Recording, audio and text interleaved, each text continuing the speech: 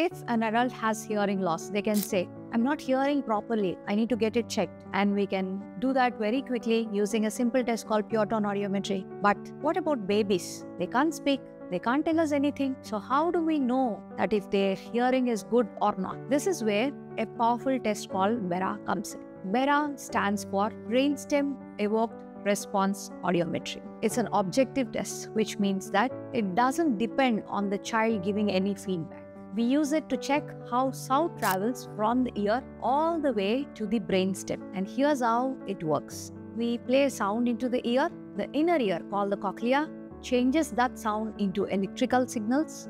These signals travel along the hearing nerve to the brainstem, and we place tiny sensors on the baby's head. As we play the sounds, we record how the signals move inside the brain. The response or the result shows up as 5 waves, just like an ECG graph. Out of these 5 waves, wave 5 is the real hero. We carefully study the timing, the strength, and the repeatability of this wave 5. If wave 5 is delayed or it doesn't appear at all, it tells us that the brain may not be receiving sound properly. And this helps us assess the child's level of hearing loss. Now here's something which is very important. For accurate results, the child needs to be in deep sleep or under deep sedation. Even small movements like blinking or turning the head can disturb the signals and affect the result. That's why we always have a standby anesthesia team during this BERA test. We also ensure all the emergency equipment is ready, like oxygen cylinders, intubation kit, and monitoring systems. Safety is our top priority. And this is the reason why BERA is done in advanced hospital settings.